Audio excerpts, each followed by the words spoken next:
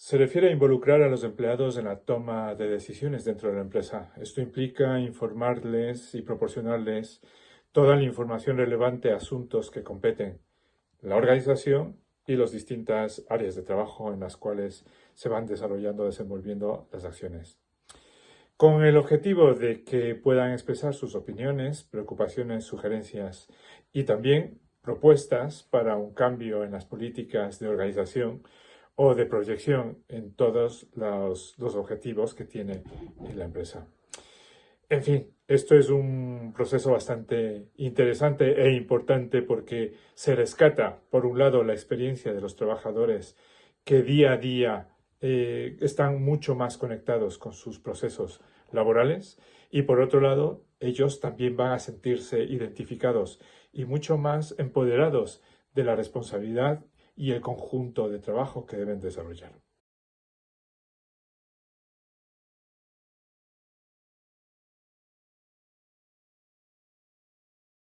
En muchos países europeos, incluyendo España, existen marcos legales que regulan la participación de los trabajadores en la toma de decisiones.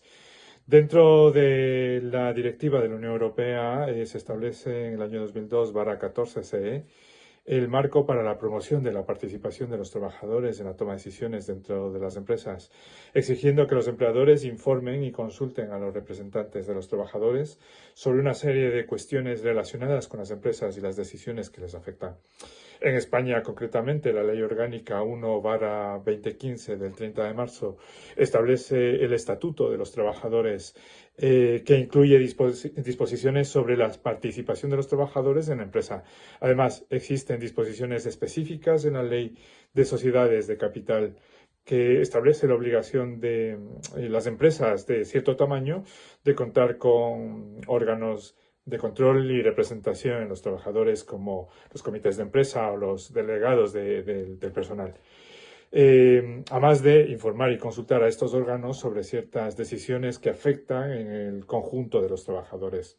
Estos marcos legales establecen derechos para que los trabajadores, como el derecho de ser informados y consultados sobre cuestiones relevantes directamente en su trabajo y condiciones laborales, así como obligaciones que los empleadores tienen como obligaciones de proporcionar esa información adecuada, oportuna, para que a su vez se pueda consultar con los representantes de estos organismos de los trabajadores.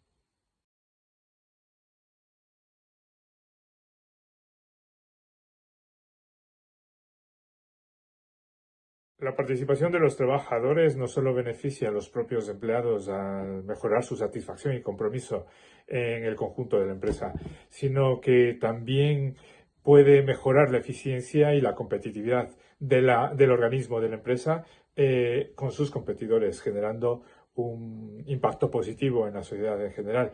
De hecho, sería un elemento más de la ventaja competitiva. Si puedo enumerar una serie de beneficios, pienso que los principales sería una mejora de clima laboral. Cuando los trabajadores se sienten parte de esa toma de decisiones, por supuesto que la armonía del conjunto también mejora. La satisfacción laboral también sería otro componente, ya que al estar gustosos en un entorno de trabajo, el desempeño también mejora. Fomenta posiblemente la innovación, porque al participar, al conjugar la experiencia de los trabajadores en sus respectivas áreas, más los objetivos o las necesidades o requerimientos que tiene el organismo en ese momento, pueden generarse unas muy buenas ideas y sinergias que permitan innovar ciertos procesos. Por supuesto, ayuda también a identificar de mejor manera los problemas y encontrar las soluciones adecuadas a esas verdaderas situaciones de conflicto o problemas que se habían identificado previamente o que posiblemente no tenían soluciones. Y mejora la productividad al estar en entornos de armonía, al poder conjugar problemas, soluciones, innovaciones, pues por supuesto que la productividad va a ser diferente en positivo. Reducirán, por ende, también el conflicto laboral, roces entre compañeros, entre colegas y también tal vez divergencias entre superiores y mandos que puedan existir en ese momento. Finalmente, puedo concluir que la responsabilidad social corporativa se verá reflejada con estos cambios positivos, puesto que se orientarán mejores opciones también dentro de la comunidad laboral de trabajadores y se podrán mejorar muchas situaciones que a lo mejor no se tenían previstas o no se tenían ciertas soluciones dadas en aquellos momentos.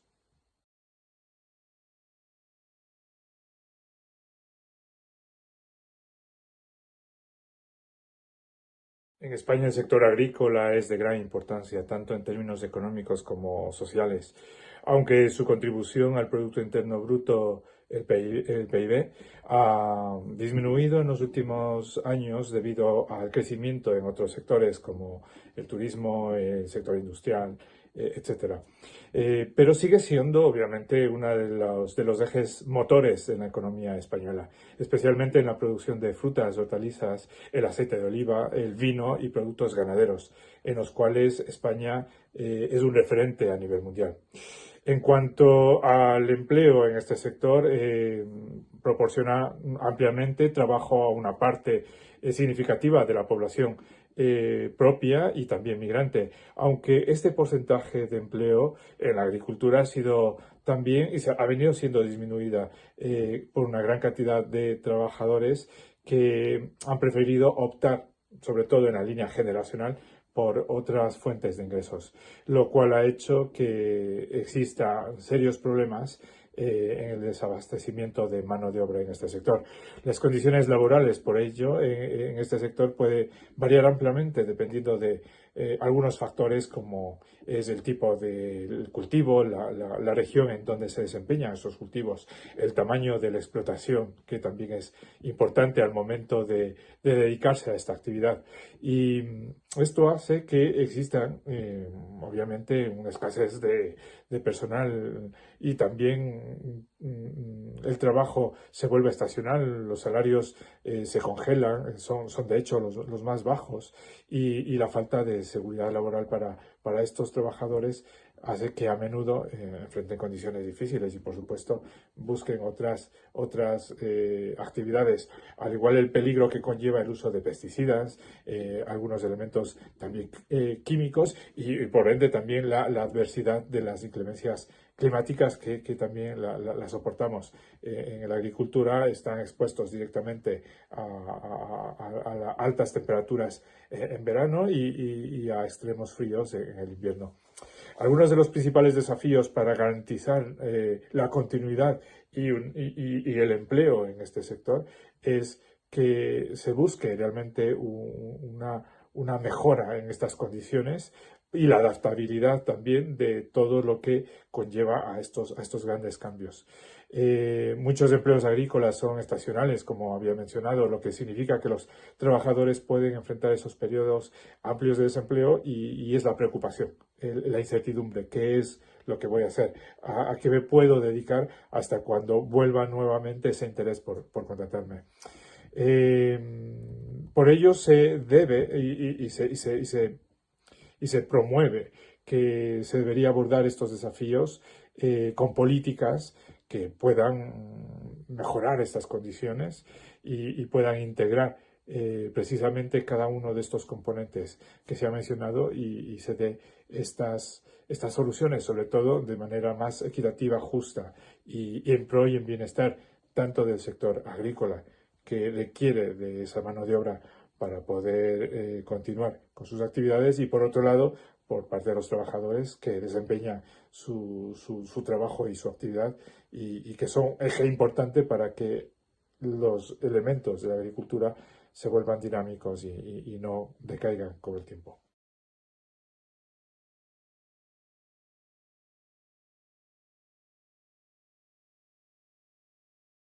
El sector agrícola se vio afectado de manera significativa por las crisis recientes, incluidas la de la pandemia del COVID-19.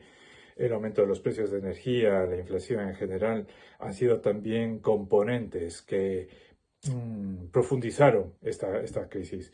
Durante la pandemia tuvo varios efectos dentro de este sector. Por un lado, la crisis sanitaria afectó la disponibilidad de mano de obra directa, restricciones de movilidad, las medidas que impedían que el conjunto de los trabajadores puedan trabajar incluso hasta en equipo.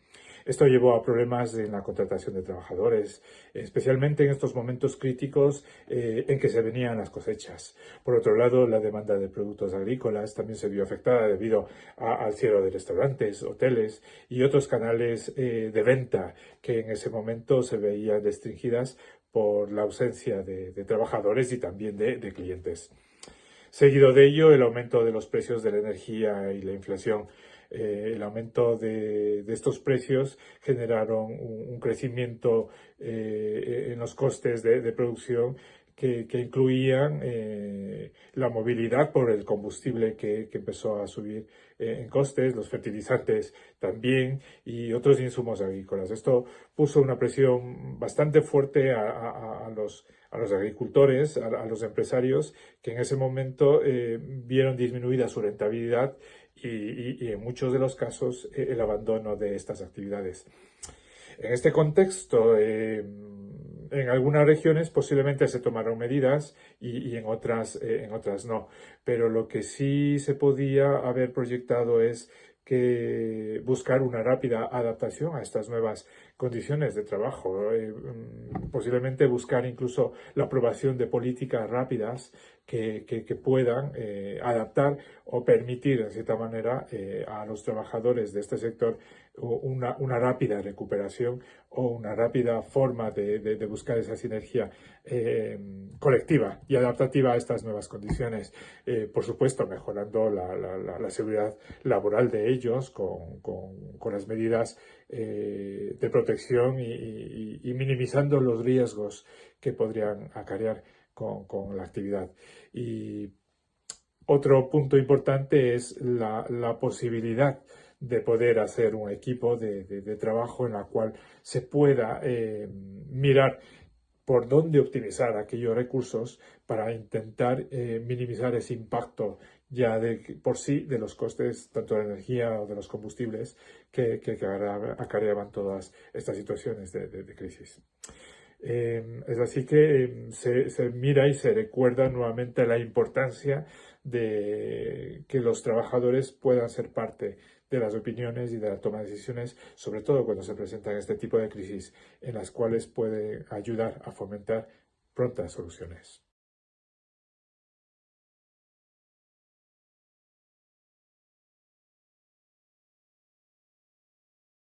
En España existen varios ejemplos de empresas que han adoptado prácticas de participación de los trabajadores en la toma de decisiones. Esto ha contribuido a la sostenibilidad de sus operaciones y de sus ejercicios de trabajo. Pero un ejemplo destacable dentro de en este sector sería los modelos de cooperativas agrícolas, donde los trabajadores no son solamente contrataciones temporales o contrataciones directas o indirectas, sino que son también propietarios de la empresa. Por lo tanto, participan activamente en la gestión de la toma de decisiones. Eh, una empresa emblemática, si podemos traer en este caso, sería Mondragón Corporación Cooperativa en Guipúzcoa. Esta es una organización, una de las más grandes del mundo, que tiene presencia en algunos sectores y también en la industria agroalimentaria.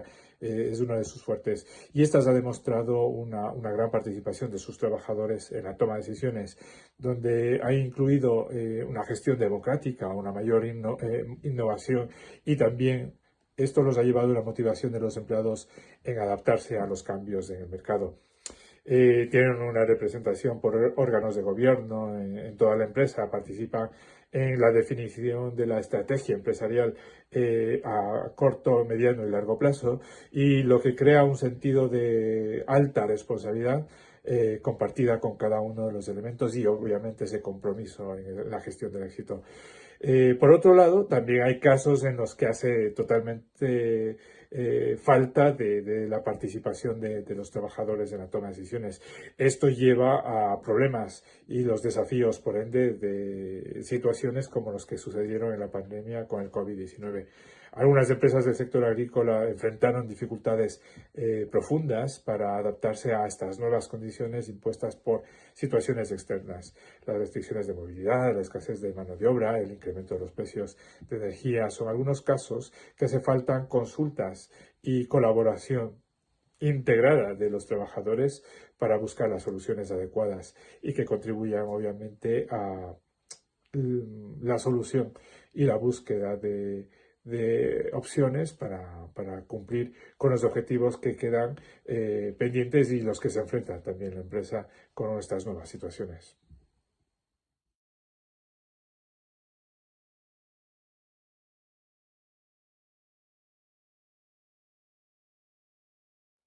El cambio climático está teniendo un impacto significativo en la vida humana y en la agricultura no es la excepción. De hecho, pienso yo que es la que mayor situación enfrenta frente a estos acontecimientos, las variaciones de patrones climáticos, el aumento de temperaturas, la alteración de regímenes de lluvia, la ausencia de ella o la alta frecuencia de la misma ha generado cambios extremos que van afectando a la producción agrícola y también al entorno laboral del sector.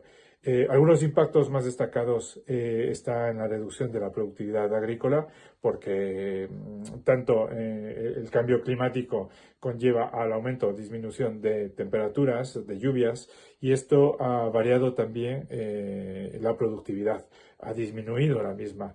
Eso ha generado un mayor riesgo en las pérdidas. Los eventos climáticos extremos aumentan ese riesgo de pérdidas, lo que conlleva a un mayor riesgo al desempeñar estas actividades. También en el mundo del mercado o en el campo ya del mercado, los cambios de consumo y de demanda se nota y es evidente, ya que a medida que van cambiando las preferencias de los consumidores, también se van produciendo ciertos niveles de rechazo hacia otros productos que a lo mejor tradicionalmente se venían dando. Y las condiciones, obviamente, del ámbito laboral hace que los trabajadores agrícolas se vean afectados en sus actividades por el cambio climático debido a la exposición a estas condiciones climáticas que se están dando y las que estamos experimentando. Es por ello que deberíamos pensar en que deberían existir políticas climáticas que se vayan adaptando a estas nuevas situaciones y que también vayan protegiendo a futuras situaciones que se vayan dando. Aquí tanto el mundo de la ciencia y el mundo laboral y la agricultura y la política deben ponerse de acuerdo en poder encontrar parámetros que apoyen a cada uno de estos sectores y que puedan converger en soluciones.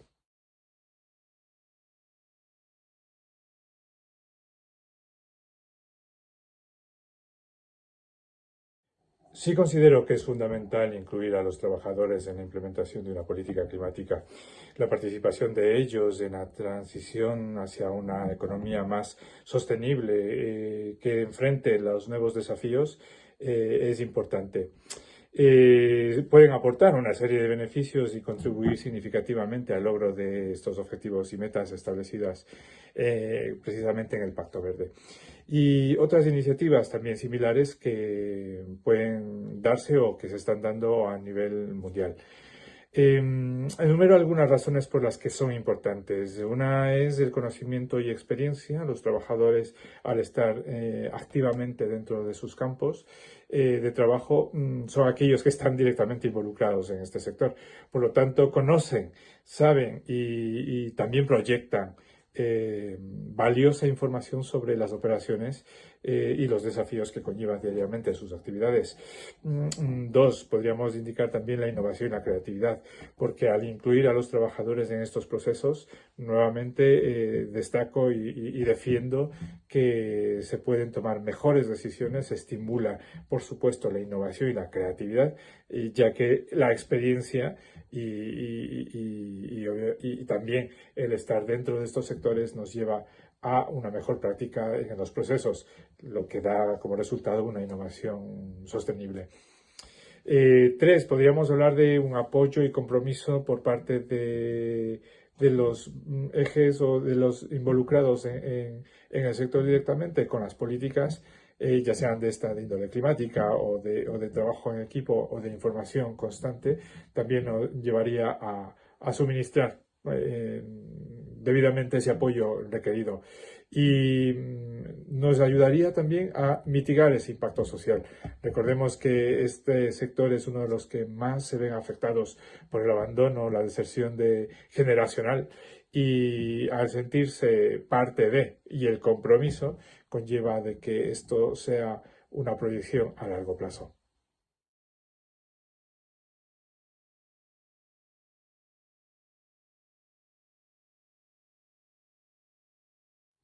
Se pueden presentar varios desafíos en este sector.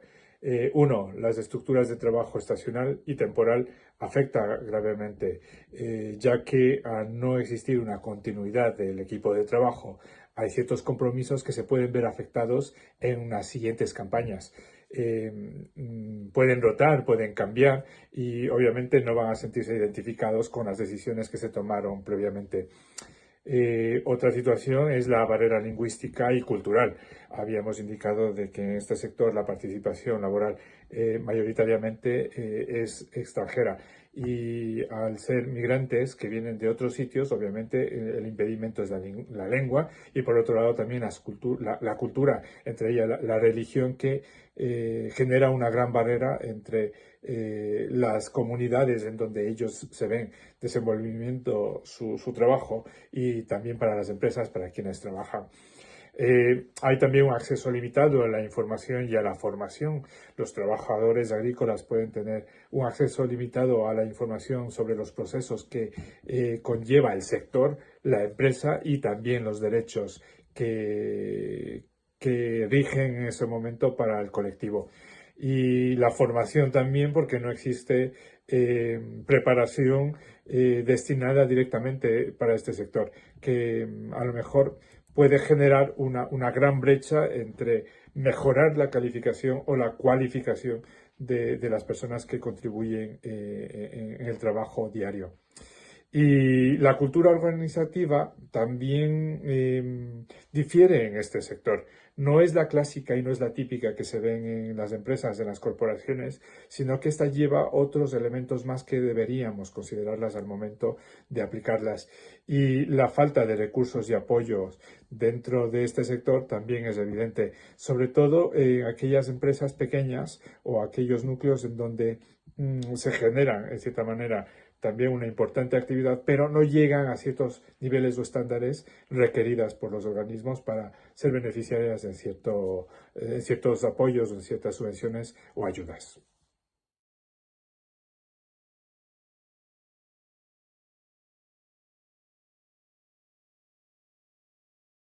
Para los representantes de los trabajadores y empleadores interesados en implementar la participación activa en el sector agrícola de sus trabajadores, os voy a dar unos consejos.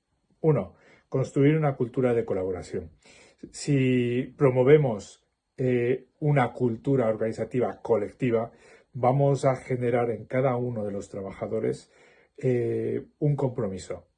Y ese compromiso, al darse como una cultura activa, va a generar a su vez la dedicación necesaria para que ésta se implemente y se halle implantada de forma interna desde los trabajadores hacia el colectivo laboral. Dos, identificar áreas de interés común. Partamos desde objetivos comunes, que compartamos todos. Cuando logramos generar un solo idioma en común con estos objetivos, la dinámica va surgiendo sola en soluciones y en nuevas propuestas. Tres, podemos establecer mecanismos formales de participación. Tal vez implementar un tipo de estatuto o un tipo de reglamento interno que no solamente lleve como una idea o como una intención, sino que obligue a que tanto colaboradores como empresarios podamos generar formalmente esa participación y que sea a modo obligatorio, a modo de reglamento, en donde todos podamos participar y luego obviamente va a fluir ya de forma dinámica, de forma más rápida. También podríamos, en un cuarto punto, sugerir una proporción de información y formación adecuada.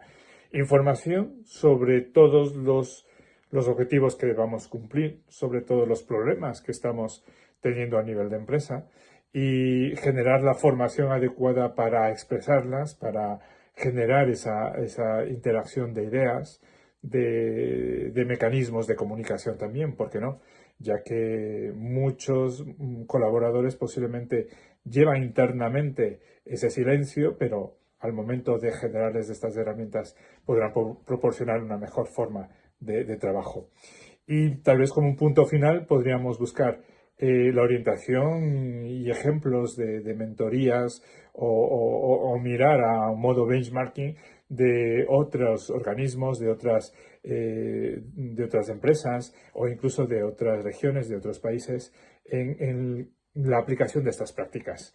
Entender cómo han logrado vencer ciertas barreras, cómo han logrado estos objetivos, nos va a inspirar también como organismo y para el bienestar de todos llevar adelante esos objetivos que nos estamos planteando.